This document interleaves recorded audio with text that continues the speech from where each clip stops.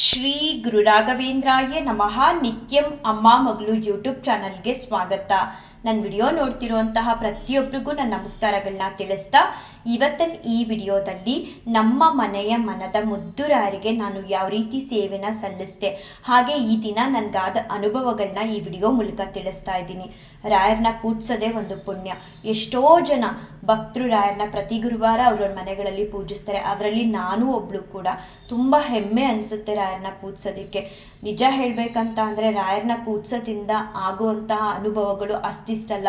ರಾಯರ ಮುಂದೆ 2 ದೀಪಗಳನ್ನ ಹಚ್ಚಿ ಬೆಳಗೋದ್ರಿಂದ ನಮ್ಮ ಬದುಕೆ ಬಂಗಾರವಾಗಿ ಮಾಡ್ತಾರೆ. ಎಲ್ಲ ಕಷ್ಟಗಳನ್ನ ದೂರ ಮಾಡ್ತಾರೆ. ಅದರಲ್ಲಿ 2 ಮಾತೇ ಇಲ್ಲ. ಇವತ್ತು ನನ್ನ ಬದುಕಲ್ಲಿ ಎಲ್ಲವನ್ನೂ ಕೊಟ್ಟಿದ್ದಾರೆ, ಏನೂ ಕೇಳೋ ಹಾಗಿಲ್ಲ. ಪ್ರತಿಯೊಂದನ್ನು ನನ್ನ ಇಷ್ಟಾರ್ಥಗಳನ್ನ ಈಡೇರಿಸ್ತಾ ನಮ್ಮನೇಲಿ ನೆಮ್ಮದಿ ಅನ್ನೋದನ್ನ ನೆಲೆ ಮಾಡಿ ನಮ್ಮನೇಲಿ ನಮ್ಗಳ ಜೊತೆ ರಾಯರು ಕೂಡ ನೆಲೆಸ್ಬಿಟ್ಟಿದ್ದಾರೆ.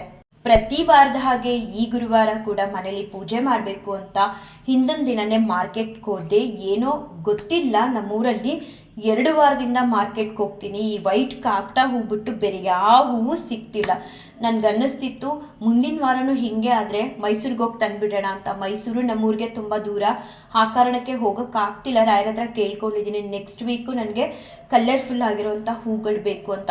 ಈ ಸೇವಂತಿಗೆಗಳಲ್ಲಿ ಕಲರ್ ಸಿಗುತ್ತೆ, ಕಟ್ಟಿರೋ ಹೂಗಳಲ್ಲಿ ಮಾತ್ರ ಕಾಕಡ ಬಿಟ್ಟು ಬೇರೆ ಯಾವ ಹೂವು ಸಿಗ್ತಿಲ್ಲ. ಈ ಚಳಿಗೆ ಅದು ಕೂಡ ಸರಿಯಾಗಿ ಅರಳಿರಲ್ಲ. ಬೇಜಾರಾಯಿತು. ಹೋದ್ವಾರನೂ ಹೀಗೆ ಆಯಿತು. ತುಳಸಿ ಕೂಡ ಚೆನ್ನಾಗಿರೋದು ಸಿಗಲಿಲ್ಲ. ಈ ಸಲನೂ ಹಾಗೆ ಆಯಿತು. ಇರೋದ್ರಲ್ಲಿ ಹೇಗೋ ಮಾಡೋಣ ಅಂತ ಹೇಳಿ ರಾಯರಿಗೆ ಅಲಂಕಾರ ಮಾಡಿದೆ. ತುಂಬ ಚೆನ್ನಾಗಿ ರಾಯರು ಕಾಣಿಸ್ತಿದ್ರು. ಅವ್ರಿಗೆ ಅಲಂಕಾರ ಮಾಡಾದ್ಮೇಲೆ ಕುತ್ಕೊಂಡು ನೋಡ್ತೀವಲ್ಲ, ಅದೆಷ್ಟು ಚೆನ್ನಾಗಿರುತ್ತೆ ಅಂದರೆ ಅದ್ರ ಮುಂದೆ ನಮ್ಗೆ ಏನೂ ಬೇಡ ಅಪ್ಪ ಅನ್ನಿಸ್ಬಿಡುತ್ತೆ. ಸುಮ್ಮನೆ ಎಷ್ಟೊತ್ತಾದರೂ ಅವ್ರ ಮುಂದೆ ಕೂತ್ಕೊಳ್ಳೋಣ, ಏನೂ ಬೇಡ ನಮಗೆ, ಊಟ ಬೇಡ, ತಿಂಡಿ ಬೇಡ, ಯಾವ ಕೆಲಸಗಳನ್ನೂ ಬೇಡ ಮಾಡೋದು ಅಂತ ಅನ್ನಿಸ್ಬಿಡುತ್ತೆ ಗುರುವಾರ ಬಂದಾಗ. ನಾನಂತೂ ಬೇಗನೆ ಎದ್ದಿರ್ತೀನಿ. ಬ್ರಾಹ್ಮಿ ಮುಹೂರ್ತದಲ್ಲಿ ಪೂಜೆ ಮಾಡಬೇಕು ಮನೆಯಲ್ಲಿ ಅನ್ನೋ ಕಾರಣಕ್ಕೆ. ಆ ಸಮಯ ಎಷ್ಟು ಚೆನ್ನಾಗಿರುತ್ತೆ ಅಂದರೆ ಹೊರಗಡೆ ಎಲ್ಲ ನಿಶಬ್ದವಾಗಿರುತ್ತೆ, ಮನೇಲಿ ಕೂಡ ಸೈಲೆನ್ಸ್ ಅನ್ನೋದಿರುತ್ತೆ. ರಾಯರು ನಾನು ತುಂಬ ಚೆನ್ನಾಗಿರುತ್ತೆ ಅನುಭವ. ಹೇಳೋದಕ್ಕೆ ನನಗೆ ಪದಗಳು ಗೊತ್ತಾಗ್ತಿಲ್ಲ. ಪೂಜೆ ಅಭಿಷೇಕ ಎಲ್ಲವೂ ಕೂಡ ಚೆನ್ನಾಗಾಯಿತು. ಅಲಂಕಾರ ಮಾಡೋ ಸಮಯದಲ್ಲೇ ಬಾರಿ ರಾಯರು ಆಶೀರ್ವಾದ ಮಾಡಿದ್ರು. ಪೂಜೆ ಆದಮೇಲೂ ಕೂಡ ನನಗೆ ಆಶೀರ್ವಾದ ಮಾಡಿದ್ರು. ಪೂಜೆ ಆದಮೇಲೆ ಒಂದ್ಸಲ ಬೃಂದಾವನದಿಂದ ನನಗೆ ಆಶೀರ್ವಾದ ಸಿಕ್ತು. ಅದು ಎಷ್ಟು ಚೆನ್ನಾಗಿತ್ತಂತ ಅಂದರೆ ಚೆನ್ನಾಗೇ ಇತ್ತು. ಹೂವು ಸ್ವಲ್ಪ ಅಲ್ಗಾಡ್ದಂಗೆ ಆಯಿತು. ನಾನು ಖಂಡಿತ ರಾಯರು ಆಶೀರ್ವಾದ ಮಾಡ್ತಾರೆ, ಅಡುಗೆ ಮನೇಲೂ ಕೆಲಸ ಮಾಡೋದು, ಇಲ್ಲೂ ಬಂದು ನೋಡೋದು, ಆ ಥರ ಮಾಡ್ತಿದ್ದೆ. ಆಮೇಲೆ ನನ್ನ ಮನಸ್ಸಿಗೆ ಅನ್ನಿಸ್ತು ಜೈ ಶ್ರೀರಾಮ್ ಜೈ ಆಂಜನೇಯ ಅಂತ ಹೇಳಬೇಕು ಅಂತ. ಹೇಳ್ತಿದ್ದಂಗೆ ಇನ್ನೆಷ್ಟೊತ್ತು ಕೊಡ್ತಿದ್ರೋ ಗೊತ್ತಿಲ್ಲ ರಾಯರ ಆಶೀರ್ವಾದನ. ಪಟ್ ಅಂತ ಬೃಂದಾವನದಿಂದ ಕೊಟ್ಬಿಟ್ರು. ಎಷ್ಟು ಚೆನ್ನಾಗಿತ್ತು ಅಂದರೆ ಆ ಹೂನ ನಾನು ಎತ್ಕೊಂಡಾಗ ಕೈಯಲ್ಲಿ ಒಂಥರ ವೈಬ್ರೇಷನ್ ಆಗ್ತಿತ್ತು. ನಮಸ್ಕಾರ ಮಾಡಿ ಮಡ್ಕೊಂಡೆ. ಆಶೀರ್ವಾದ ಅಂತೂ ನನಗೆ ತುಂಬ ಸ್ಪೆಷಲ್ ಅನ್ನಿಸ್ತು.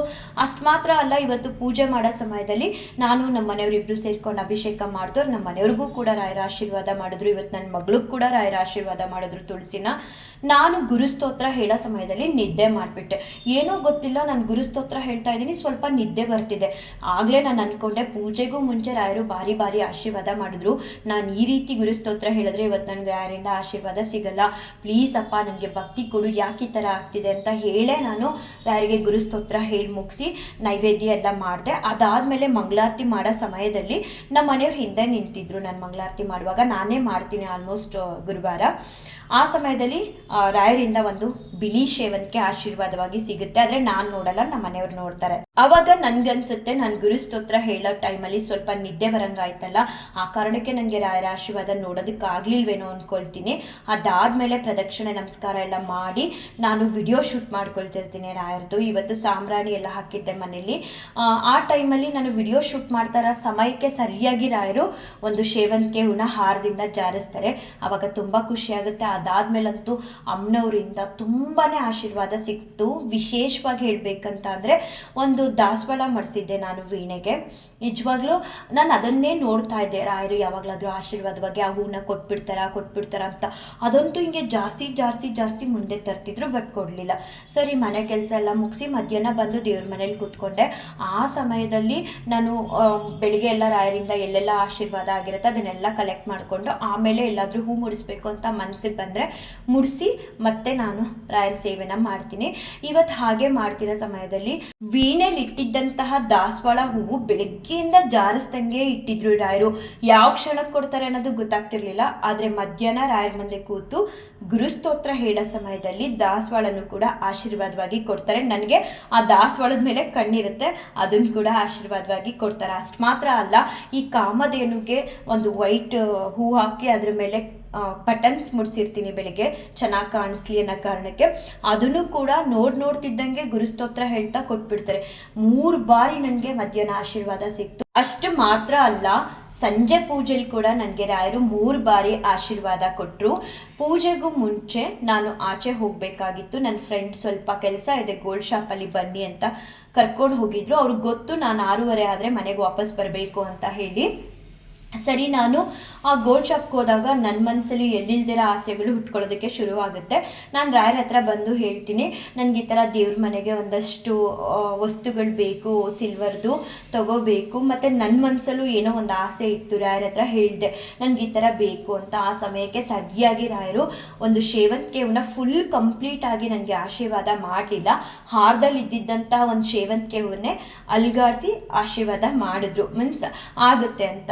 ಏನೋ ಗೊತ್ತಿಲ್ಲ, ಇಷ್ಟು ಭರವಸೆ ಕೊಡ್ತಾರಲ್ಲ, ಕಷ್ಟ ಅಂದಾಗ ನಮ್ಮ ಜೊತೆ ನಿಲ್ತಾರ, ನಮ್ಮ ಇಷ್ಟಾರ್ಥಗಳನ್ನ ಈಡೇರಿಸ್ತಾರಲ್ಲ, ಇದಕ್ಕಿಂತ ಇನ್ನೇನು ಬೇಕು? ಹೆಚ್ಚಾಗಿ ಹೇಳ್ಬೇಕಂತ ಅಂದರೆ ಇರೋದ್ರಲ್ಲಿ ನೆಮ್ಮದಿಯಾಗಿ ಜೀವನ ನಡೆಸುವಂತಹ ಒಂದು ಮನಸ್ಥಿತಿನ ಕೊಡ್ತಾರಲ್ಲ ರಾಯರು, ಅದು ನನಗೆ ತೃಪ್ತಿ ಕೊಡುತ್ತೆ. ನಿಜವಾಗ್ಲೂ ರಾಯರನ್ನ ನಂಬಿದ್ರೆ, ರಾಯರನ್ನ ಪೂಜಿಸೋರಿಗೆ ಮಾತ್ರ ಗೊತ್ತು ಜೀವನದಲ್ಲಿ ಯಾವ ರೀತಿ ಎಲ್ಲ ಬದಲಾವಣೆ ಆಗುತ್ತೆ ಅನ್ನೋದು.